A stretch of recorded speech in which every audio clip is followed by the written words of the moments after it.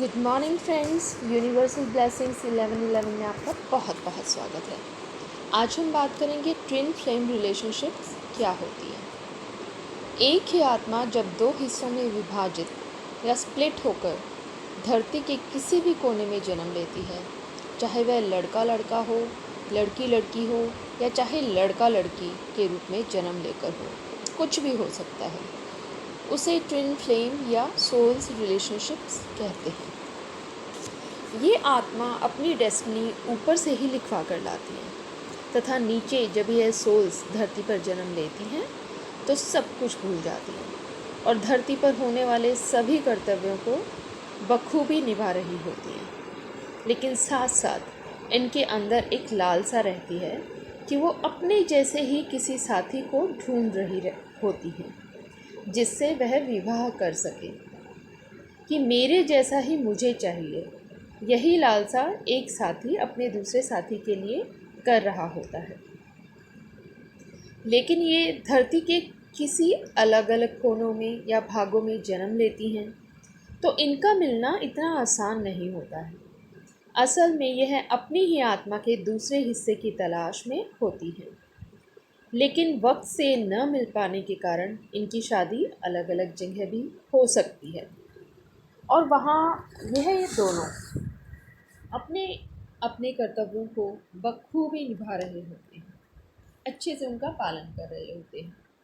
ये दोनों twin souls एक जैसे होते हुए भी डिफरेंट होते हैं। जैसे कि जो आदमी होता है, समटाइम्स उसमें मास्कुलिन क्वालिटीज़ होती हैं, यानी कि वह बहुत ज़्यादा लॉजिकल होता है। वैसे ही जो औरत रहती है उसमें फेमिनिन क्वालिटीज़ बहुत ज़्यादा रहती हैं, यानी कि वह इमोशनल बहुत ज़्यादा होती है। यह डिपेंड करता है कि किसकी बॉडी में मास्कुलिन क्वालिटीज़ है और किसकी बॉडी में फेमिनिन क्वालिटीज़ है। क्योंकि एक ही शरीर में यदि किसी भी चीज़ की अधिकता होती है तो जीवन में संतुलित नहीं रहता है और इस वजह से दोनों अपने अपने कर्मों में बंधे हुए होते हैं, या हमारे पास्ट लाइफ कर्मास भी हम पर हावी हो रहे होते हैं, हमारे पितृदोष भी हम पर हावी हो रहे होते हैं और हमारे पास्ट लाइफ और इस लाइफ के सप्रेस्ड इमोशंस भी हमें ज़िंदगी भर घाव ही देते रहते हैं। अब एक समय ऐसा आता है जहाँ फेमिनिन साइड इन सभी दुख दर्दों को सहते सहते बहुत ज़्यादा थक जाती है और आफ्टर ऑल वह भगवान की शरण में चली जाती है। वह अपने आप को सरेंडर कर देती है भगवान को, और जब अपनी हीलिंग भी ये करना स्टार्ट कर देती है। इनको जब ये भगवान की शरण में जाती हैं तो धीरे धीरे ये अपनी हीलिंग की तरफ बढ़ती, और जब इनका मिलन इनकी दूसरी सोल यानी कि अपनी मास्कुलिन साइड से होता है अचानक से कहीं से भी, जैसे मान लो कि जब इनके जो मास्कुलिन होती हैं या इनकी जो फेमिनिन होती है, जब इनसे इनका आमना सामना होता है तो यह अपनी ही दूसरी सोल से इतनी प्रभावित हो जाती हैं कि यह भांप लेती हैं कि यह तो मेरा ही दूसरा हिस्सा है, मेरी ही आत्मा का दूसरा हिस्सा जिसे मैं वर्षों से खोज रही थी। फेमिनिन साइड क्योंकि बहुत ज़्यादा इमोशनल होती है लेकिन साथ ही साथ बहुत ज़्यादा इंट्यूटिव भी होती है, तो उन्हें पता चल जाता है कि यह तो सोल कनेक्शन, कुछ डिफरेंट कनेक्शन है इस इंसान के साथ में मेरा। जबकि दूसरी साइड अपनी ही सोल के दूसरे हिस्से यानी कि फेमिनिन की तरफ से हद से ज़्यादा अट्रैक्शन फील कर रहे होते हैं मास्कुलिन्स, लेकिन यह नहीं जान पाते हैं कि यह सोल कनेक्शन है क्योंकि उनका लॉजिकल माइंड होता है और वह यह मानने से इनकार कर देता है कि ऐसा भी कोई रिलेशनशिप कभी हो सकता है क्या। क्योंकि मास्कुलिन साइड में जितने भी रिश्ते होते हैं या उन्होंने अपनी लाइफ में जितने भी रिश्ते देखे होते हैं वो बहुत ही स्वार्थी होते हैं। उन्होंने हर किसी को बहुत ही स्वार्थ के रूप में देखा होता है, यानी कि हर किसी ने उनसे कुछ ना कुछ फ़ायदा ही उठाया हुआ होता है, मतलब स्वार्थी ही उनको लोग मिले हुए होते हैं। तो जब उनकी फेमिनिन उन्हें अनकंडीशनल लव देती है तो वह उल्टा डर जाते हैं। उन्हें लगता है कि संसार की तरह यह भी मुझसे कुछ डिमांड ही करना चाहती है और वह इस रिलेशनशिप को नकार कर भागना स्टार्ट कर देते हैं। वह डर जाते हैं इस रिश्ते की इंटेंसिटी से उन्हें लगता है कि कोई इंसान इतना प्यारा कैसे हो सकता है, कोई इंसान इतना अनकंडीशनल लव कैसे कर सकता है। क्या यह छल कर रही है मेरे साथ, कोई जादू टोना कर रही है, क्या कर रही है ये मेरे साथ। मैं इनसे इतना प्रभावित भी हूँ और लेकिन मुझे डर भी लग रहा है। तो वो अंदर से घबरा भी जाते हैं। फिर भगवान फेमिनिन को अपने ही मास्कुलिन के थ्रू सोल शॉक देती है, जिससे वह अपने भीतर झांकने पर मजबूर हो जाती है तथा अपने जीवन के लिए उचित कदम उठाती है। और वह सेल्फ हीलिंग करती है, मेडिटेशन करती है, अपनी अंतरात्मा का विकास करती है।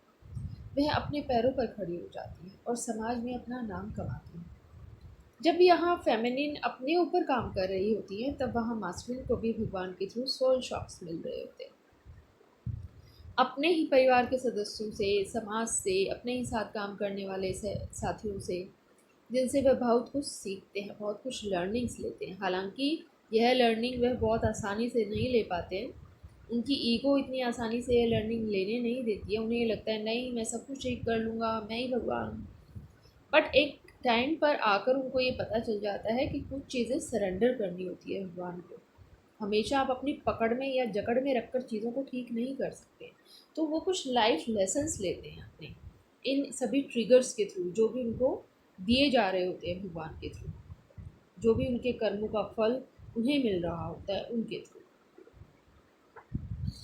तो उसके बाद वो इस तरीके से अंतर ध्यान में चले जाते हैं कि वो खुद को हील करना स्टार्ट कर देते हैं और उन्हें रियलाइज़ होने लग जाता है कि उनकी फेमिनिन और उनके बीच तो एक अद्भुत कनेक्शन है और यह कनेक्शन कभी भी नहीं टूट सकता।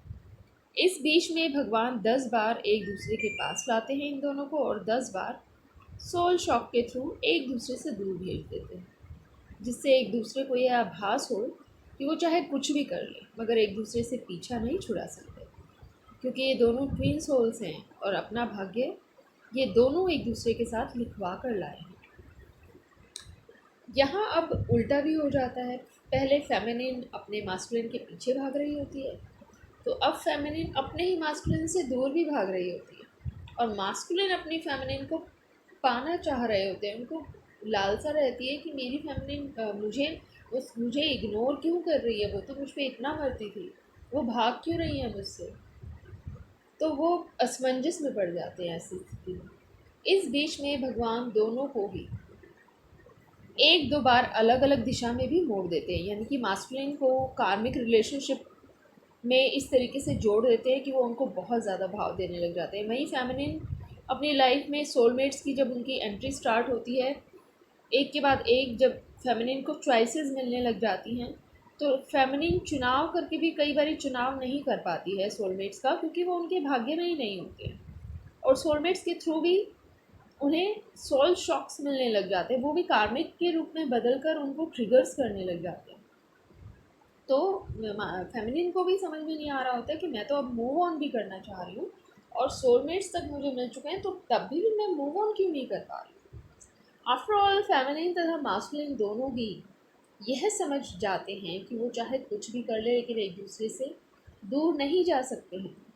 दोनों ही फिर तेजी गति से मेडिटेशन करके अपनी अपनी गलतियों का सुधार करते संपूर्ण बनकर वापस से फिर हमेशा के लिए एक दूसरे के साथ रीयूनियन में। और तब इन दोनों का विवाह भी हो जाता है। एक बात यहाँ ध्यान में रखनी योग्य है कि ट्विन सोल्स को इस धरती पर भगवान ने कुछ अच्छे धर्म कर्म करने के लिए भेजा होता है, जिससे ये समाज की बुराइयों को कम कर सके तथा समाज में न्याय को स्थापित कर सके। और इस तरीके से फिर ये दोनों ट्विन सोल्स भगवान के इस काम में भागीदार बनके समाज में न्याय, धर्म तथा स्वस्थ समाज को बनाने के लिए जिम्मेदारी को बखूबी निभाते हैं। यह एक दूसरे का साथ देते हैं इन सभी कार्यों में। हमारे भारत में ट्विन सोल्स शिव शक्ति को माना गया है, राधा कृष्ण को माना गया है, विष्णु और लक्ष्मी जी को माना गया है। हर एक ट्विन सोल्स का रियूनियन इस धरती पर इसी बार हो जाए, यह तो ट्विन सोल्स की डेस्टिनी ही तय करती है कि वह ऊपर क्या लिखवा कर आए हैं। समटाइम्स यह भी देखा गया है कि जैसे राधा कृष्ण कभी एक ना हो सके उस जन्म में, वैसे ही ट्विन सोल्स भी अपने अपने रास्ते बदल लेते हैं और वो अपने सोलमेट्स को चुन लेते हैं। तो ये डिपेंड करता है सोल टू सोल कि उनका भाग्य क्या है और वो अपने भाग्य में क्या लिखवा कर लाए हैं। तो जिनके भाग्य में रीयूनियन लिखा होता है उनकी रीयूनियन होती ही होती है, और जिनके भाग्य में इस जन्म में नहीं लिखा होता है तो अगले जन्म के लिए उनको प्रतिबद्ध कर दिया जाता है कि आपको नेक्स्ट बर्थ लेकर वापस से रीयूनियन में आना ही आना है। तो ये होती है ट्विन फ्लेम्स रिलेशनशिप। मैं आशा करती हूँ कि जो भी चीज़ें मैंने आपको समझाई हैं वो आपको समझ में आई होंगी। अगर आपको मेरी कही गई बातें सही सही लगी, सच्ची लगी, अच्छी लगी, तो आप प्लीज़ मेरे चैनल को लाइक कीजिए, इन सभी बातों को शेयर कीजिए, मेरे चैनल को सब्सक्राइब कीजिए। आप जिस भी तरीके से मुझे सपोर्ट करते हैं मैं बहुत शुक्रगुजार रहती हूँ उन सभी बातों के लिए। Thank you so much for everything, for everything, for everything. Thank you.